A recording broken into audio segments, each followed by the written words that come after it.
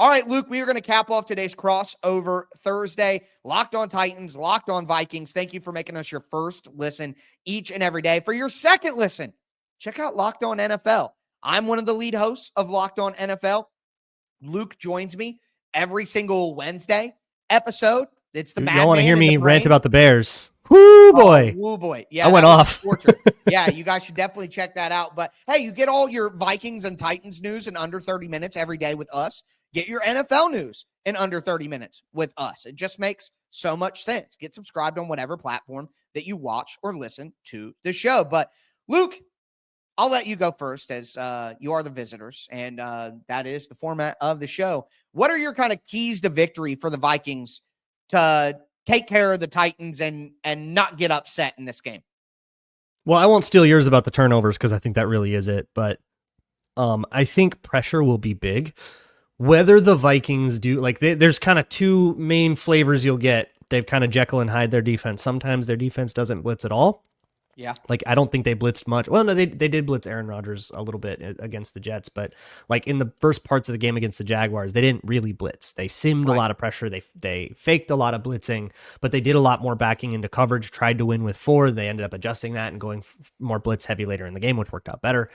But I think sometimes that'll be the plan for the Vikings, honestly. I think they're going to fake the blitzes just to rattle sim out and Levis, then see if you can't and then just force him to throw a dumb turnover. Yeah, you're keeping in the tight end and the running back to deal with this pressure that we're showing you, and then we get out of it, and now we have 7 people back in the zone. You only have 3 people in the routes. Will Levis is thinking, I got to get rid of the ball because that's the big thing, and then he makes a mistake and just throws it to somebody who isn't open. I honestly think they'll do that early, get him comfortable, and then go to the blitz late. They like to do that against like quick strike offenses. Like if your answer to the blitz is to throw a slant, they want to back somebody off into your slant window and sort of confuse you that way. And then suddenly you've done quick game, your O-line has done quick game. And if nobody comes open, all that stuff really falls apart because of the way those pass sets are different and the drops are different. And so it falls apart really fast and you can get disruption. But if your answer is to try to block it up and then go deep or something like that, they might just say, okay, we'll just take this on. So I don't know what they're going to do, right? If we did, we'd probably be more involved in podcasting, but whatever that is, it has to get home. It has to get to Will Levis. You have to get Will Levis rattled. Somebody like him, I want to see him out of rhythm. If you let somebody like that get in rhythm and then none of the bad stuff that he's done all year actually comes to fruition in your game, you did a bad job. Right. Any other keys? I'm thinking about Justin Jefferson, and so I don't know off the top of my head. I'm looking to see if FanDuel has a receiving prop up yet. They don't. They'd probably just have touchdown scores. Yeah, they usually don't put those up until like Friday or Saturday with the player props. Yeah. Take so the we're over. a little Does early it really on that. matter, Luke? Does it matter where they set the line?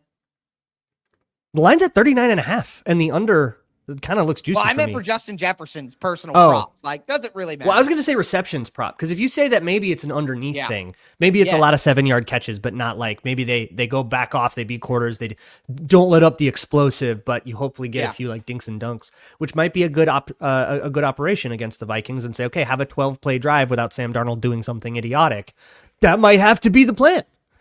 Well, the Titans are one of the best teams in the NFL at not allowing explosive pass plays. It's the Denard Wilson effect, quite honestly, because you look, the Ravens already have allowed more 20-yard pass plays this year than they did all of last year. And Denard Wilson has been involved with the number 1 pass defense in the NFL for 3 seasons straight now. The Eagles and then the Ravens last year. Now the Titans are the number 1 pass defense in the NFL, even with the injuries that we've talked about with 3 starters out in the secondary. They allowed one last week on a flea flicker, but I think the Titans have only allowed, I think it's 5 pass plays of 20 yards or more so far this year. So they limit explosives. So yes, I'm taking under on like all the longest yards ones, huh? Yeah. I would on that, but I like your idea of the reception. So, I mean, if you're getting Justin Jefferson involved a ton underneath, over the middle against those linebackers in zone coverage, that would absolutely be the play. Yeah. But so elephant in the room, though, is yours, right? Turnovers. Yes. Yeah. I mean, if the Titans don't win the turnover battle, they stand no chance to win the game. They don't have as good of an offense. And I'm worried about the turnovers. If they can limit the turnovers, I think Will Levis has to use his legs a ton in this game. I think he's got to get out of the pocket. Don't waste time waiting for something to come open against this excellent defensive scheme. If you're getting pressured and there's a little window, tuck the ball and run and get what you can, because if the Titans don't stay on schedule in this game and they're in 3rd and longs, like, they are just cooked, because then Will Levis is going to have to wait for somebody to get open on a deeper route. You can't just, check it down for 3 yards. Tajay Spears make a man miss, Chigakonkwo make a man miss, and get a first down and keep the drive going. Like, the Titans are going to have to check down the ball, and the only way that those check downs are going to result in first downs is if you're in 3rd and manageable situation. So really, they have to run the ball great, period. But Will Levis I think they really got to ramp up the Will Levis designed runs in this game, because what the Titans do like to do against pressure, and this is a common thing around the league, I'm sure you've seen, is go 5 wide. Because then it's like, sure, spread everything out and then run on it. Run a QB draw on that. Yeah. Run QB draw. All right. Get Will Levis outside. Like, that's what I would be looking to do, because if they don't run the football and they don't use Will Levis's legs enough, they're going to be in 3rd and long, and then the Vikings can just do what they do best. And when they do that, Will Levis is either going to hold the ball and take sacks, or he's going to try to get rid of it too quick when it's not open yet, and he's going to create turnovers. So 3rd and long is the devil normally, but it's even going to be accentuated in this game. So if the Titans want to win the turnover battle, which they absolutely have to do, teams getting an upset, to beat a team that's significantly better than you, you have to win the turnover battle. It's the great equalizer in football. You need big, explosive, swingy plays. And if you're going to talk about like down and distance too, then the other big thing is, and this has been huge for the Vikings too, is penalties. And the Vikings have had a lot of pre-snap operational issues. They've been in a lot of like 2nd and 1st and 15s.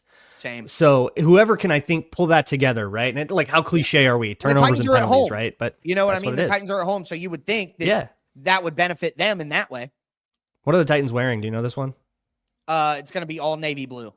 All navy blue? Okay. Yeah. We'll see if we get the annual all whites for the Vikings, or if they wear their perps over there, their purple pants.